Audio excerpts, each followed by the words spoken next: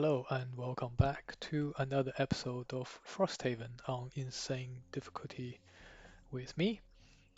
Last time we finished Scenario 0 and it was a big success.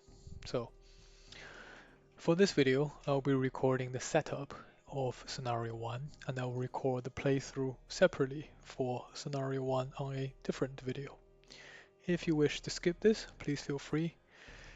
As I said in my last video, I won't be recording all of the setup just so that it is easier for the viewer, but I will still upload it in case anybody's interested. Anyway, let's get started.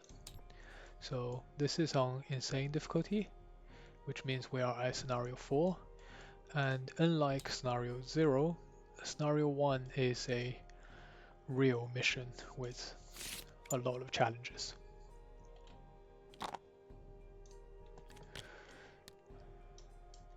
As with last time, let us jump into the scenario first.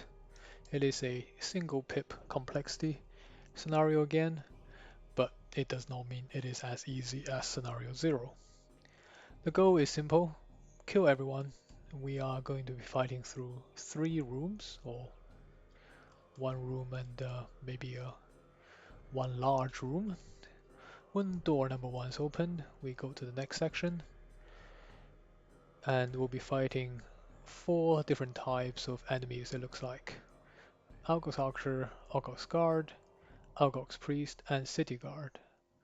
Although per the special rule, all City Guards are allies and enemies to other monster types, although they don't really do anything. They're just standing there with a shield up and retaliate up with initiative of 50. So unfortunately, our allies are not going to be doing much, but on the other hand, that means we only be fighting 3 types of enemies. So without further ado, let's jump into the foreteller introduction for this scenario. The sounds greet you first. Muffled metallic pangs, a voice howling. It's difficult to make anything out with the wind rushing past your ears, but you know that tune anywhere. There's a fight up ahead. But a fight means people, and if there are people, then the town must be close. You hear more, a scream, the crash of steel against stone, a deep, earthy growl. You're running now. Your legs are wasted from the hike. Your shoulders ache from your gear. But the sounds are close now, and up ahead, you see the gauzy orange light blooming in the air. With one last push, you round the final bend in the trail, and you see it. Frosthaven, engulfed in flame. Great petals of fire burst from windows and crawl over roofs.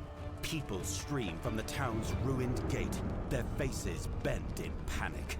A moment later, you see the object of their terror. A massive creature with 2 legs and 2 hulking arms, covered entirely in thick white fur. 3 gnarled horns crowning its head. Algox Raiders! Cries an elderly porter beside you. We're doomed! They're stronger than anything else alive! We've come all this way for nothing! As if to prove the point, the Algox you've been watching catches a fleeing outposter with one hand and hurls him backward as if he weighed nothing. 10 days you've been hiking. 10 days, and this is what you find. You breathe out a thick plume of foggy air and hoist your weapon high. Time to get to work.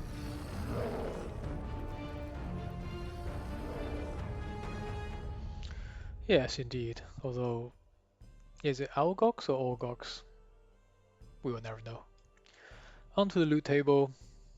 Some coins, some resources, lots of wood, which is interesting. If you know anything about Frosthaven Outpost phase, which we'll explore after this scenario, wood is very important early on, and conveniently the game designer has factored that in. A little bit of herbs. It would be good if we can pick up all 3 of the herbs, but I'm not hopeful. Having a look at the map then, we do start in the very corner. This map is an interesting starting shape in that it is a T shape with us at the end of one end and then with the city guard on the other. Because the way this map is shaped and the fact that archers cannot easily find us, the archers would typically be gunning for the city guard. Same for the shaman. So we will need to abuse that fact as much as possible. The downside of this map is this little debris here. It doesn't look much, but this debris effectively creates a single tile corridor, which makes a lot of the things we want to do very difficult, especially if your party has a bone shaper that's doing a lot of summons, which fortunately we're not. Anyway, enough about the mission. Let us take a look at our characters. So, firstly, let us look at the battle goals.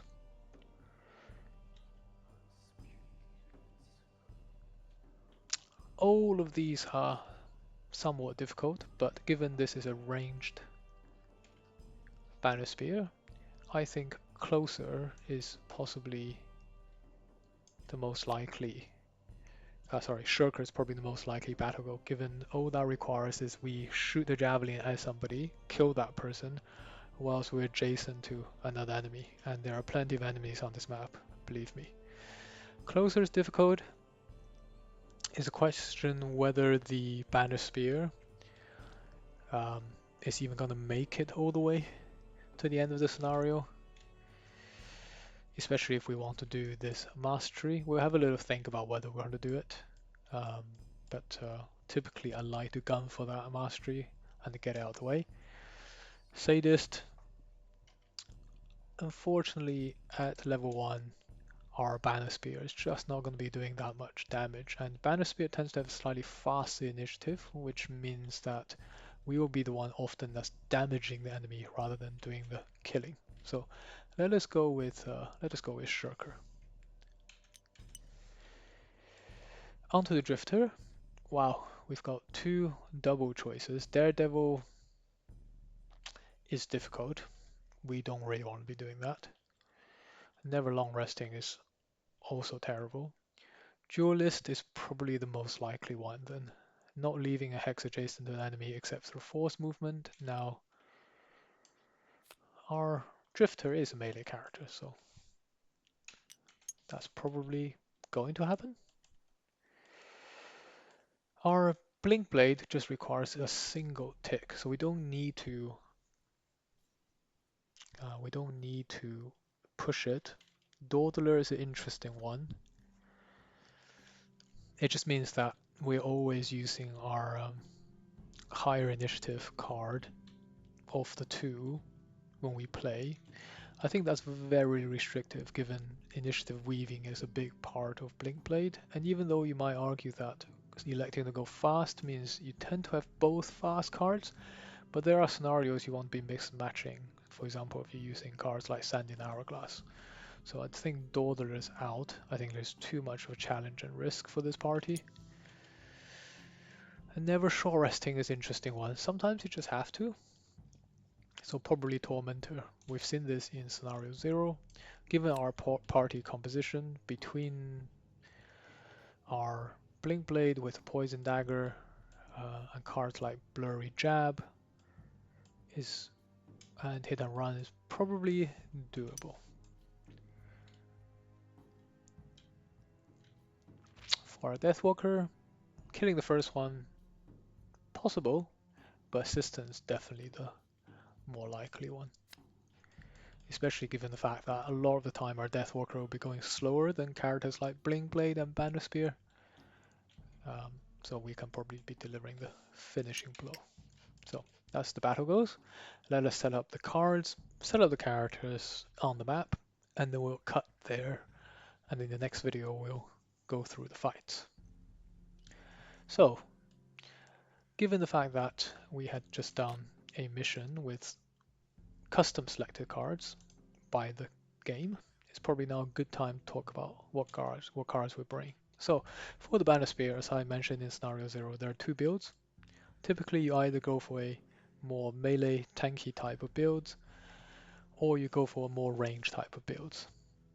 I personally like to play my Bannerspear somewhere in the middle with a slight lean towards the ranged build. As you can see, we did get tanking items, so our Bannerspear will be weaving in for a tank, especially when the leather armor is up. And we saw how good it is in Scenario 0, where a lot of the time we effectively turn the damage into nothing. So we'll be doing a little bit of tanking, but not enough for our Bannerspear to be the constant tank. Not that tanking is a good thing in the Haven games in general. With that in mind, our Bannerspear will be playing more of a range type build. And the critical card for the range type build, clearly for me, is Javelin. I talked about how versatile this card is in Scenario 0. Yeah, I like it a lot. So Javelin is definitely coming with. With that, Driving Inspiration, the range 4 advantage attack 2 doesn't feel like much, but in saying the fact that you can guarantee a kill sometimes with the advantage is very, very important. Now, to complement these cards, we shall be taking Rallying Cry, not for the top half, but more for the bottom half. Any range attack like Javelin, Driving Inspiration becomes that much more powerful if you can add a +1 damage to it. And of course, this neatly fits in with our first mastery, our second mastery, which requires us to perform a banner summon and carry the banner with us for the entire scenario within range 3. So we will probably be trying this. But even if we're not doing that, Banner Strength is just a fantastic card to be bringing. Once you have Banner Strength, surprisingly, a card like Incendiary Throw becomes that much more useful. Attacking 1 at range 3 is not great, even if you get to wound everybody around you. But a conditional wound where if you miss, you do nothing is terrible. But Band of Strength pushes it to attack 2, so you're that much more likely to do something with this. And cards like Resolve Courage, bottom half, which gives you a +1 attack, can make you Incendiary Throw attack 3, range 3, wounding everyone, which is almost a guaranteed hit unless the enemy has a very high shield. That means it is really an attack 4, range 3. So that's great. We like that. Set of charge, I'm taking mostly for the initiative and the movement 4. I don't think that needs an explanation. And then if we're going to be sitting back and not doing a whole lot tanking, maybe 1 tank per rotation, a card like At All Cost becomes amazing, where you can heal everyone at the cost of our own HP. It may sound like a terrible deal, but if our HP is redundant most of the time, the card becomes amazing. With that, we are needing to take combined effort and regroup just for the bottom half to allow us to move our banner forward. Like I said, we may not do it, but we probably will. So these cards for me are the key cards in a range build. So that's 2, 4, 6, 8, 9, which leaves us with just 1 card to add to the deck. Couple choices. Tip the Spear to allow us further movement. That's great. Unbreakable War, I sometimes find useful. Pincer Movement, less useful unless you're really looting. For me, it really comes down to Deflecting Maneuver or Tip of the Spear. Now, I personally prefer Tip of the Spear, just because I don't think a lot of the time that I will be activating Deflecting Maneuver off Javelin. It sounds good in theory that you throw a Javelin, then you run in and you hit them and you tank another hit, but unfortunately on Insane difficulty, as we can probably have a quick glimpse. You can see the enemy hits uh, incredibly hard. All four of these enemies all hit a 4, whereas we only have HP of 10, and they have a lot of HP. So if you are thinking I'm going to run in after a javelin throw and potentially tank 2 to 3 enemies, forget it. Even with disadvantage, that's not going to save you.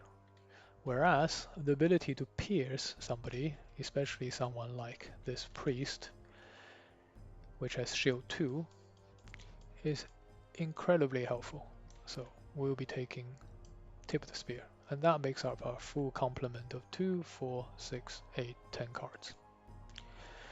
Onto the drifter, which you can take 12 cards, although it doesn't normally feel like that, given most of the time you are taking crushing weight for the top half and you're using it right away, and you're taking the bottom half of unbreakable and also you pairing with crushing weight to be using on the first round. So even though your drifter looks like a 12 cards character, in reality he only has 10 cards. So those two out of the way, as I said in my last video, I will be playing mostly a melee tanky type of drifter, which is the simplest way to play the drifter. So with that, I'll be taking sustained momentum for the top half. I don't think that requires much explanation. Deadly shot for the bottom half. The move 4 is great. Draining arrow again for the bottom half to rewind my token. Precision aim, surprisingly, bottom half is very good. Prudent preparation. This allows me to do a bottom heal paired with an attack at the top at range 3. Fortitude, I think again goes without saying. A melee attack with Pierce via Assault. Again, I think that goes without saying. Give you a movement 2, heal 2 bottom. And Bloodletting gives you a top big attack.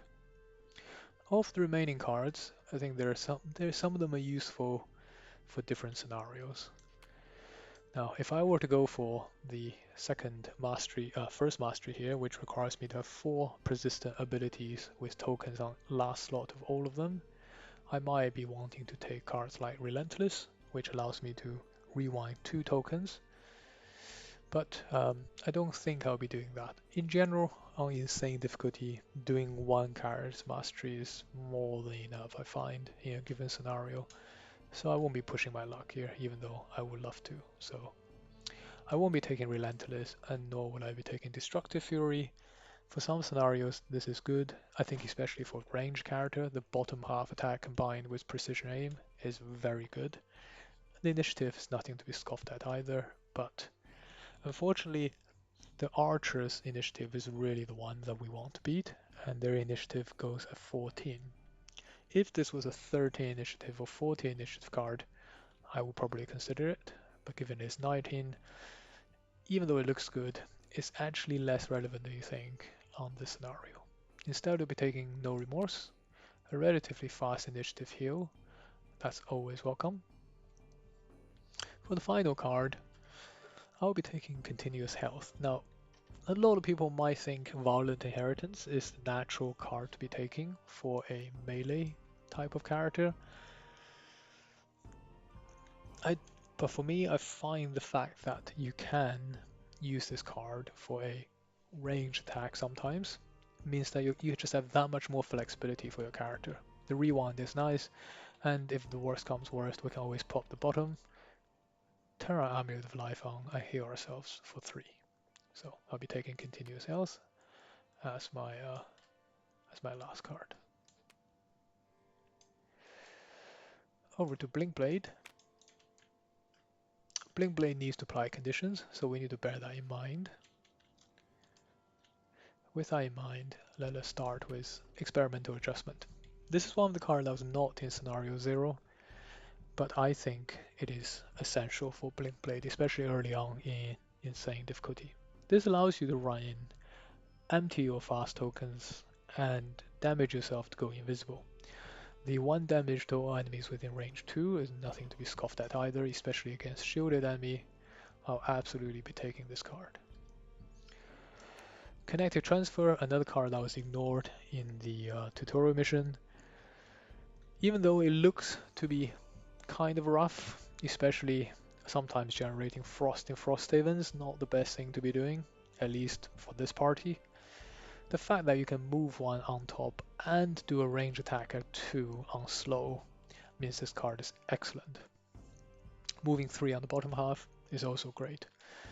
The thing with Blinkblade is, on the slow turns, you really are just happy to be doing a little bit of something. So even though if you've been playing a lot of Gloomhaven, attack 2 or move 1, attack 2 sounds like a terrible deal for a turn, you gotta remember that is supposed to be one of your down turns. Drive Recharge, Heal 2, Regen Self, nothing to be scoffed at. I will rarely be using this card for the top half, especially right now. You don't want to be tanking with the ward. Blessing oneself is nice, but it's not worth a loss. The 2-time tokens, there just aren't enough outlet yet for Blinkblade at this level. Blurry Jab for me is an absolute staple. Move 5 on fast or attack 4 with Moondown fast is fantastic, and that would be a fast card we'll be aiming for all of the time. So is Power Leak. I think this card goes without explanation, especially those who watched my last video. Cascading Reaction. This card is taken mostly for the bottom half. We just need to move 4 sometimes, or move 3 on slow. Of the remaining card, Twin Strike. Lots of attacks on lots of move. The Pierce 2 is great. Air can sometimes be useful for your Bannerspear later on. But even without the air, the Pierce 2 is amazing, especially if you're facing a lot of shielded enemies. Move 3, Pierce 2 on fast, plus something like Power Leak gives you effectively an attack 10. We'll also be taking cards like this, Temporal Displacement. Anytime you can do a bottom attack, we'll take it. And Sanding Hourglass is the other card. I think that's sorely missing from the tutorial for players to experiment with. The Wound Top is great. The bottom A really combines well with cards like Incendiary's Throw. If you can wound everyone with this, and then you add on this card, you can do quite a lot of pure damage very quickly. The bottom half is also great. Heal 2 for everyone within 1 range of you is absolutely amazing. It's a big heal. And the fact that you can expend the fast token, hopefully we'll do some of that this mission, and you get to see the power of this card. For my final card, I'll take Hit and Run. Again, we need to torment people, so why not immobilize them?